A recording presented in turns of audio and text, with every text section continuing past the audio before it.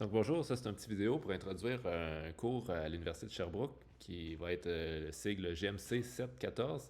C'est un cours de robotique. En particulier, on va voir plus les aspects de modélisation de commandes et aussi un peu de planification de trajectoire. Donc, pour commencer, juste qu'est-ce que je vais parler dans cette petite vidéo-là, juste c'est quoi un peu l'aperçu du contenu du cours, puis quels problèmes on peut résoudre avec le contenu que vous allez apprendre dans ce cours-là. À qui s'adresse le cours, donc c'est quoi les préalables, puis un petit peu de logistique, là, les modalités du cours pour ceux qui sont à l'université, qui se demandent s'ils peuvent le prendre. Donc voilà. Donc pour commencer, si je résumerais le cours en une phrase, ça va être un cours que vous allez apprendre la science un peu d'appliquer les bonnes forces au bon moment pour obtenir un mouvement désiré. Donc on va appliquer des techniques à toutes sortes de systèmes de robotique, incluant plus des véhicules. Donc on voit un exemple ici à gauche là, un modèle simplifié d'un véhicule avec une suspension active là, qu'on essaie de stabiliser pour diminuer le mouvement. On va parler aussi beaucoup de bras articulés. Donc, on voit ici un milieu, ça c'est un exemple. On a optimisé une trajectoire là, qui amène un pendule double d'un point A au point B avec pas beaucoup de couple moteur utilisé. Puis à droite, là, on va aussi regarder les différents types de véhicules. Donc, une fusée dans le plan ici, là, un atterrissage là, qu'on choisirait. On a un assaillissement sur la poussée vectorielle là, pour atterrir au bon endroit. Donc, à quoi ça peut servir les techniques qu'on va voir dans ce cours-là? Ben, il y a toutes sortes de défis en robotique. Il y a des robots, surtout dans des usines, dans des environnements très restreints. Mais plus on amène les robots dans des environnements ouverts, ben, il y a des défis ouverts, là, que c'est des sujets de recherche actifs. Là, on passe entre autres là, beaucoup d'entreprises là, qui essaient de faire des robots qui sont capables de manipuler des choses, donc pour remplacer des humains dans des tâches qui ont beaucoup de risques de blessures puis qui sont pas une grosse valeur ajoutée là, d'avoir un humain qui fait juste là, pacter des boîtes là, d'objets dans un entrepôt d'Amazon, par exemple. Il y a beaucoup de recherches là-dessus. Tout ce qui est locomotion ou véhicule autonome de façon générale, donc dans des environnements là, dynamiques là, avec de l'incertitude, les questions de comment je dois me déplacer, ben, c'est pas évident. Puis on va voir une partie des outils qui va nous aider à résoudre ça. Quand je dis une partie des outils, ben, le logiciel qu'il faut programmer pour qu'un robot résoudre des défis, il y a plusieurs aspects. Donc ici, ça, c'est un petit schéma bloc. Là. Supposons qu'à gauche, ici, j'ai le monde physique. Un robot, là, c'est une structure mécanique qui a des actionneurs et des capteurs. Puis, j'ai un ordinateur qui est représenté à droite, là, les blocs en bleu, qui utilise l'information des capteurs pour éventuellement décider qu'est-ce que les actionneurs vont faire. Donc, c'est quoi les forces un peu là, qu'on va essayer d'appliquer sur le système en fonction de ce que j'ai observé. Dans le logiciel d'un robot moderne, là, il peut y avoir toutes sortes de choses. Là, il y a de l'estimation, la vision par ordinateur, au sens large, là, ça peut être avec un lidar aussi. Là, c'est ce qu'on appelle la perception. Il peut y avoir de l'intelligence artificielle pour des décisions à très haut niveau. Puis à plus bas niveau, il y a des questions d'asservissement puis de planifier des trajectoires. Donc on pourrait penser pour un robot humanoïde. Euh, le bloc d'en haut, ça serait tout ce qui est mon cortex visuel qui voit un peu ce que j'ai autour de moi. Perception, je pourrais, en fonction de ce que je vois, j'essaie de me localiser là, où je suis dans une pièce.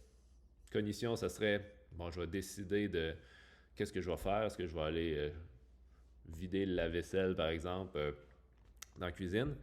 Navigation, ben, ça serait de planifier plus une trajectoire. Là. C'est quoi la séquence qu'il faut que je fasse avec mes jambes, avec mes bras pour me rendre au lave-vaisselle, prendre des choses, puis les mettre dans l'armoire, par exemple. Puis le défi de commande à plus bas niveau, ben, c'est vraiment à bas niveau, le regarder, là, c'est quoi les signaux qu'il faut que j'envoie à mes muscles pour faire le mouvement que j'ai planifié avec mes bras puis mes jambes. Donc, les techniques mathématiques qu'on va voir dans le cours, la science du mouvement, là, ça va nous donner des outils pour faire la programmation des deux blocs ici, là, plus le niveau commande et navigation. C'est ce bloc-là qu'on va traiter dans le cours. Il y a d'autres cours qui vont parler plus des différents aspects, là, plus de perception. Dans le cadre du cours, on va plus assumer de façon générale que nos robots, on sait exactement où ils sont dans l'espace. Euh, pour situer un peu ce qu'on va voir dans le cours par rapport à des cours d'asservissement que vous avez peut-être déjà fait, qu'est-ce qui est particularité de plusieurs systèmes robotiques? Ben, c'est qu'ils sont non linéaires et multidimensions. Donc, il y a des outils mathématiques en particulier pour jongler avec ce type de système-là.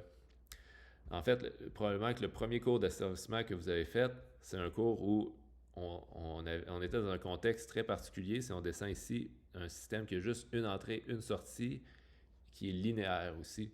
Donc, ça, c'est typiquement le premier cours d'asservissement. Vous avez peut-être vu la modélisation d'état, donc des équations linéaires mais multivariables. Et dans le cadre du cours ici, on va souvent avoir des systèmes qui rentrent dans ni une ni l'autre de ces sous-catégories-là. Il faut garder le framework plus général d'un système multidimension et non linéaire aussi. Mais on va voir qu'il y a des outils pour ça. Une autre chose qui diffère un peu peut-être de ce que vous auriez fait dans un cours d'asservissement plus d'introduction, c'est que typiquement dans un premier cours d'asservissement, on s'adresse à... Notre objectif, c'est juste de stabiliser un système. On a une position d'équilibre qu'on veut, en fonction d'une erreur autour d'une position d'équilibre, calculer notre entrée pour stabiliser ce point-là.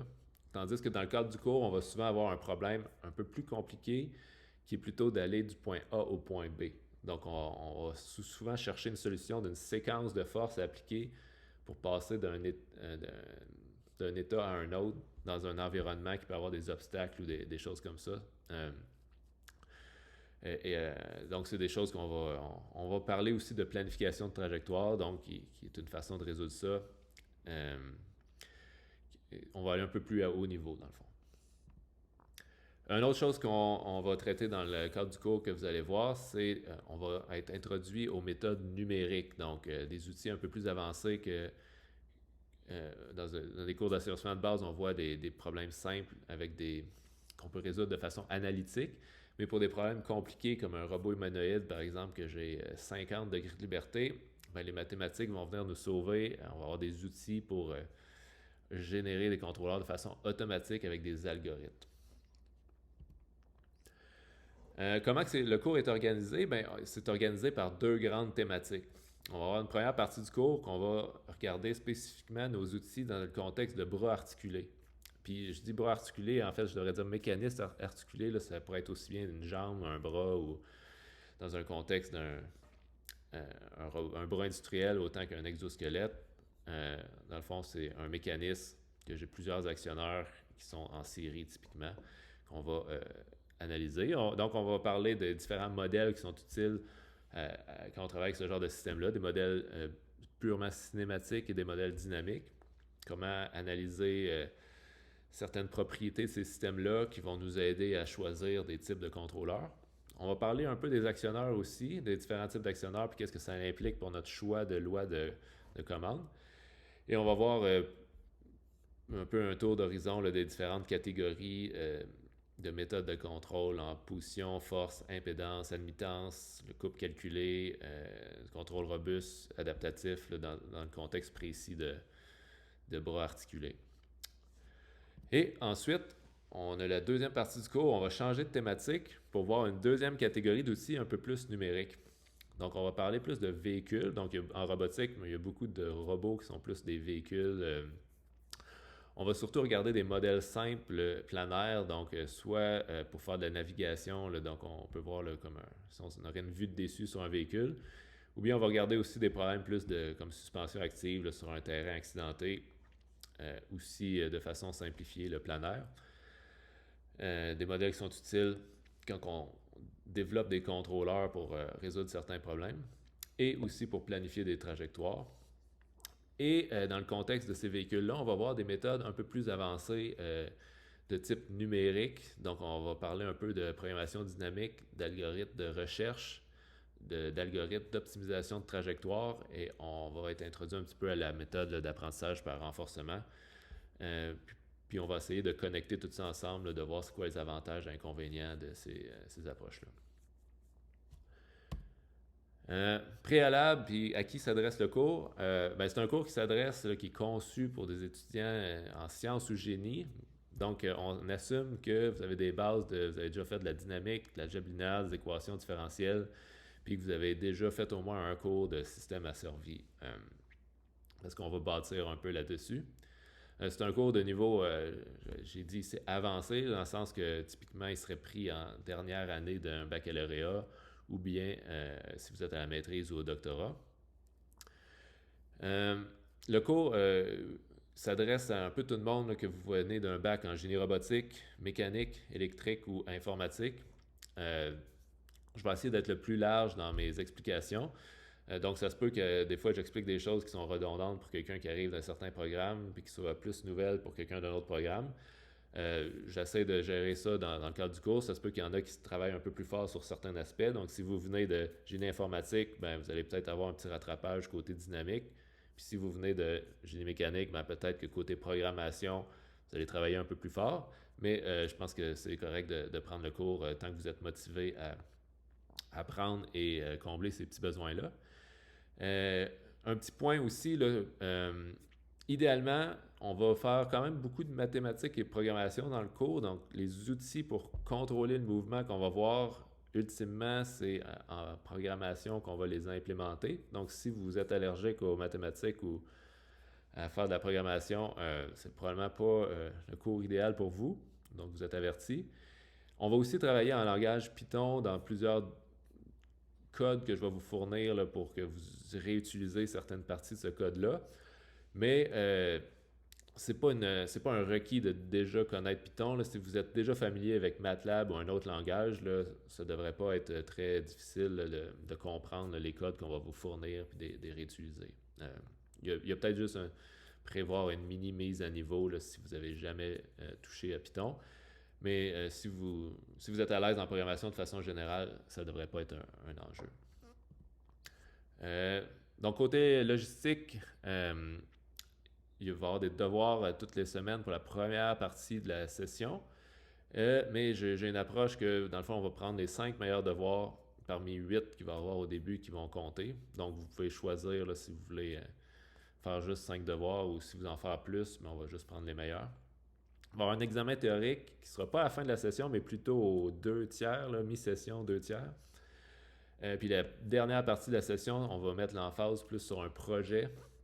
Au choix des étudiants, dans le fond, on va en discuter ensemble là, pour vous identifier un sujet qui fait du sens dans le cadre du cours. Et à la fin de la session, le livrable pour le projet, ça va être une présentation à la classe là, d'un projet que vous allez avoir fait. Et pour ceux qui écoutent ça, soit à l'automne 2022 ou à l'hiver 2023. Le cours va se donner vendredi de 9 à midi à l'hiver 2023. Donc, ça fait le tour de petite introduction à ce cours-là. Il y a plus de détails sur le site web là, que je vais mettre dans le lien là, dans la description. Donc, au plaisir de vous enseigner ce nouveau cours de robotique, modélisation et commande.